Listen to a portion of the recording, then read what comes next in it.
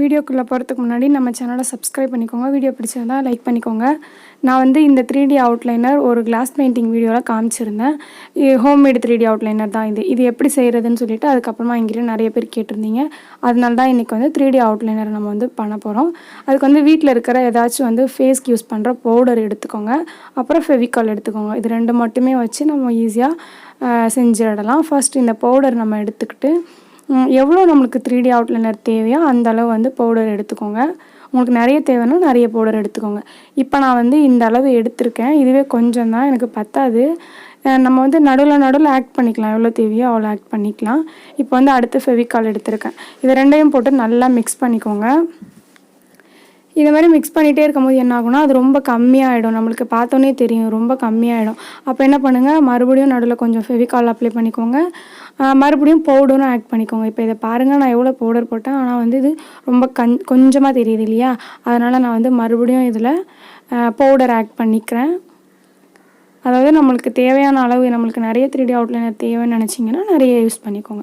இப்போ நான் மறுபடியும் போட்டுட்டு மறுபடியும் நான் இதில் ஃபெவிகால் அப்ளை பண்ணிவிட்டு இது அந்த ஃபெவிகாலும் அந்த பவுடரும் கரெக்டாக மிக்ஸ் ஆகணும். அந்தளவு நம்ம வந்து சேர்த்துக்கணும். இப்போ நான் கலந்துட்டேன் பாருங்கள், ரெண்டுத்தையும் இந்த மாதிரி ஒரு பேஸ்ட்டு நம்மளுக்கு கிடைக்கணும்.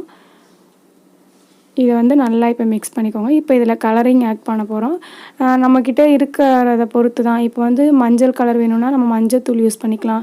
ரெட் கலர் வேணும்னா நம்மக்கிட்ட இருக்க குங்கும பொடி இருக்குல்ல, அது யூஸ் பண்ணிக்கலாம். அப்படி ப்ளூ கலர் அந்த மாதிரி வேணும்னா நீங்கள் வந்து இந்த ரீஃபில் இருக்கும் இல்லையா பென்னில், அதில் இருக்கிற இங்க்கு கூட யூஸ் பண்ணிக்கலாம். அதேமாதிரி நிறைய ஒவ்வொரு கலருக்கும் ஆரஞ்சு கலர் வேணும்னா நீங்கள் கேசரி பவுடர் அந்த மாதிரி உங்களுக்கு என்ன கலர் வேணுமோ அந்த மாதிரி நீங்கள் ஆட் பண்ணிக்கோங்க. இப்போ நான் வந்து எல்லோ கலர் தான் ரெடி பண்ண போகிறேன். அதனால் நான் வந்து மஞ்சள் தூள் போட்டு இதை நல்லா மிக்ஸ் பண்ணிட்டேன். இப்போ எனக்கு இந்த அளவு வந்து கலர் போதும்னு தோணுது. அதனால நம்ம வந்து இந்த மாதிரி எடுத்துக்கலாம். இன்னும் வேணும்னா நீங்கள் இன்னும் மஞ்சள் தூள் போட்டுக்கோங்க.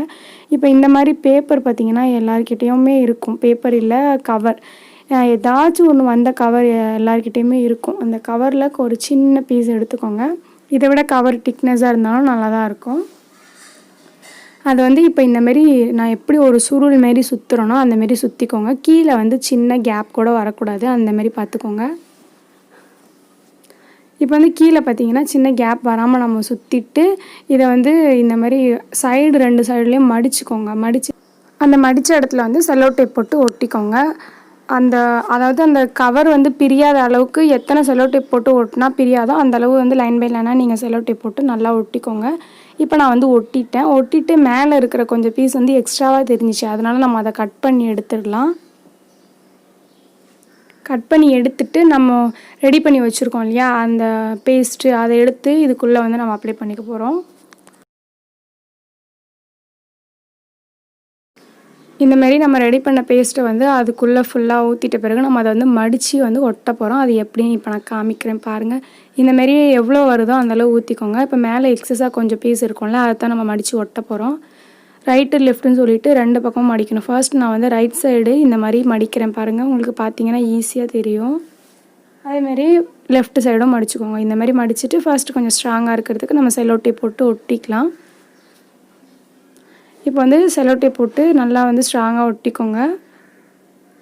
இப்போ அதுக்கப்புறமா மேலே இருக்குல்ல அந்த பீஸு இந்த மாதிரி ரெண்டாக மடித்து அதையும் நம்ம வந்து செல்லோ டேப் போட்டு ஸ்ட்ராங்காக ஒட்டிக்க போகிறோம். இதேமாரி ரெண்டாக மடிச்சிங்கன்னா இன்னும் நல்லா ஸ்ட்ராங்காக இருக்கும். நிறைய கோன்லாம் வாங்கியிருந்தீங்கன்னா பார்த்துருப்பீங்க, இந்தமாரி தான் மடிச்சிருப்பாங்க. இப்போ நான் அதையும் செல்லோ டேப் போட்டு ஸ்ட்ராங்காக ஒட்டிட்டேன்.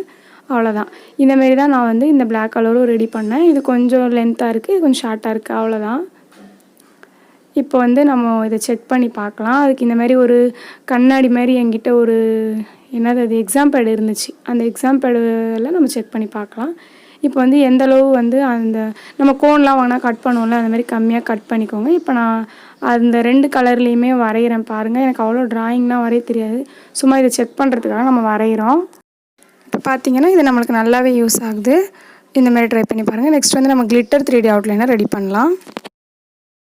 அதாவது கிளிட்டர் 3D அவுட்லைனர் நம்ம நிறைய கடையில் வாங்கியிருப்போம்ல, அது ரெடி பண்ணுறதுக்கு ஒன்றுமே இல்லை. நம்ம ஃபர்ஸ்ட் ரெடி பண்ண அதே பேஸ்ட் ரெடி பண்ணிவிட்டு அதில் கொஞ்சமாக நான் வந்து ரெட் கலர் கிளிட்டர் ஆட் பண்ணுறேன். நான் வந்து ரெட் கலர் ரெடி பண்ண போகிறேன். அதனால் என்கிட்ட இந்த ரெட் கலர் இதை வந்து நான் இதில் ஆட் பண்ணிக்கிறேன்.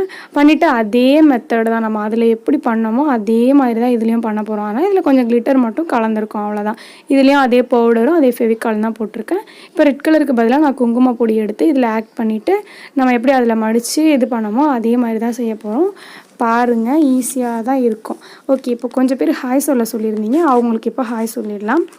Afreen, Prathika 4th standard, Keertha 1st standard, Sri Harshini 7th, Srinidhi, Kiran, Manisha, Nadiya Sri, Rayan, Nadiya 8th, அப்புறம் சபரி, ரிதி. இவங்க எல்லோரும் ஹாய் சொல்லியிருந்தீங்க. எல்லாருக்குமே ஹாய் குட்டீஸ். தொடர்ந்து நம்ம சேனலை வாட்ச் பண்ணுங்கள். நிறைய பேர் எனக்கு வந்து இன்னுமே நிறைய மெயில் பண்ணியிருக்கீங்க. நிறைய ஃபோட்டோஸ் வந்திருக்கு. அதையும் நான் கூடிய சீக்கிரம் வீடியோவாக அப்லோட் பண்ணுறேன்.